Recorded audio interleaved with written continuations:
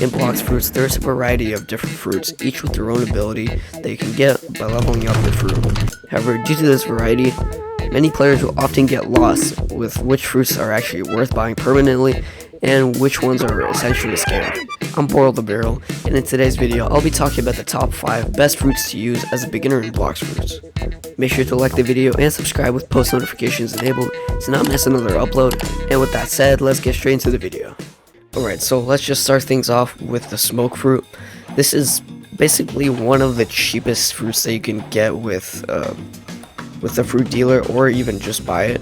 So I do have the permanent version because I bought it when I was just starting out, but it does cost let's see here, 250 Robux. So that's, I mean, it's pretty expensive for a fruit, but it will last you like a good chunk of the first sea. So here's how it does against level 5 at 58 mastery. It's overboard, but here's how it does.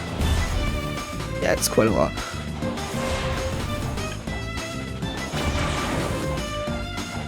Alright, maybe we shouldn't be doing this at the start. Alright, so while hell itself is happening over there, I'll try to find at least one living test subject to try this fruit on.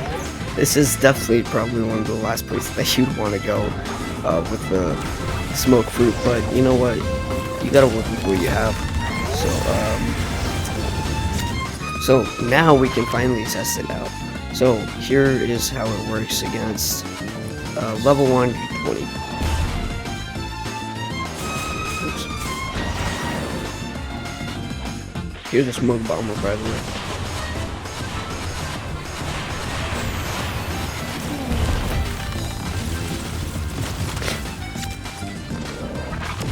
Now, a couple of the reasons as to why you even want to use this is because it's pretty easy to obtain. It's pretty cheap, actually.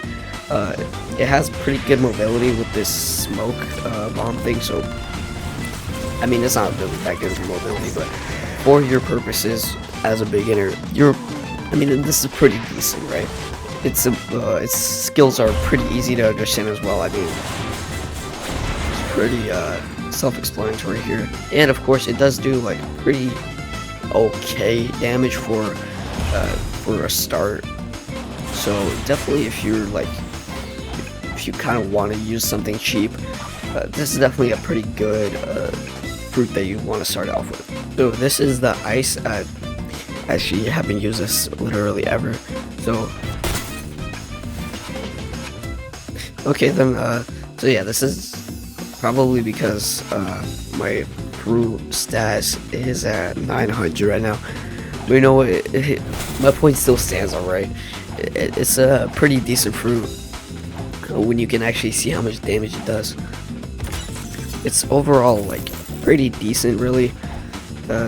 If I can ever like level it up to 25, once I do that, I'll show the second one, but I'm not going past 25 because I'm too lazy to grind a fruit that I'll probably never use. Alright, there you go. We got a spawned in one, and yeah, it's pretty good. So I mean, is the spear fruit the light fruit? It's again, it's a pretty decent fruit, light flight. So it just ricochets. Oh no, wait. Alright, so the reason as to why this fruit is probably going to be a really good choice for mid C1 players, people, or maybe even like people who are still just now starting the second C, is because it's pretty spammable, really. I mean, like, aside from me being level 900 in my Blox Fruit, it's like still like pretty good though. Like the damage output is pretty good. It's spammable. It's pretty fast, and the high damage and it being pretty fast is what makes it so spammable in the first place. So it's pretty good though, like all things considered. So yeah, I mean, this is a pretty simple fruit, really.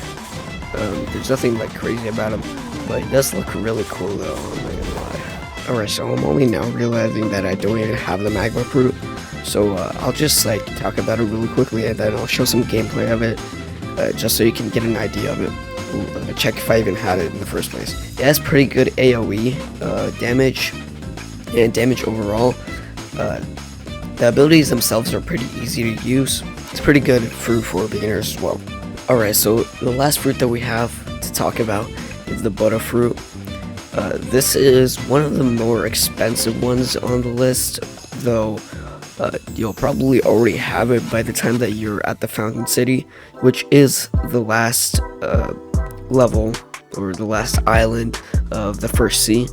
So you should probably have a fruit similar to this one, but there's a couple of reasons why everybody wants it in the second sea, and the reason that you probably want to have it by the end of the first sea. So its biggest component is its transformation ability, and you basically increase by like 30 times.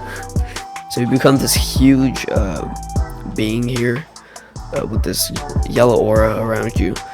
Basically what this does is it actually gives you 40% of damage reduction, which is quite a lot, especially when you're like doing bosses, and mainly when you're in the second sea, when you're doing raid bosses. This is super helpful, and this is not even the awakened version, but basically this is the main reason as to why everybody wants this fruit so much. Alright, so let me just take this thing off as well, because it does give me a couple of buffs.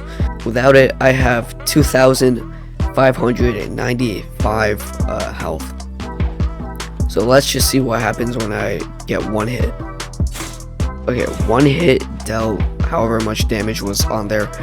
My eyes aren't great enough. And here's a transformation. So I could even see that did way less damage. Now another thing that you'll notice is that due to the huge hitbox, or rather the character being this huge, he actually gets a larger range. So as you can see there, that is absolutely great amount of range compared to its non-transformed ability. So here's the normal version. Oops. So yeah, you gotta be like all up close and personal in order to get a couple of hits on this guy. However, when you're in the transform ability, well, I mean, look at that. He's not even able to like get up to you before you even kill him. So yeah, this is definitely a reason as to why everybody was like begging for it in the second sea. Definitely might want to keep this, especially if you have its fruit version. Definitely might want to store it if you don't want to use it just yet. It's definitely good for trading. So yeah, just keep those things in mind. Now another thing that just like, it's just a small plus, it's pretty easy to obtain really. Now if you go into the shop, it is pretty expensive. I mean 1,650 Robux is quite a lot, but then again, you're easily able to obtain this through the dealer or the gacha, which is pretty much the only way that free-to-play users can get this fruit. But again, you can trade through it, you can trade with it rather, or you can get it traded. So it's just an overall like good fruit for C1 and C2. So those are the top 5 best fruits to use as a beginner in Blox Fruits. Using these will make grinding the first sea really easy. But what do you think? What is the best fruit for grinding in your opinion? Make sure to comment, and of course like the video and subscribe, post notifications enabled to not miss another video. But this has been Barrel, and I'll see you in the next upload.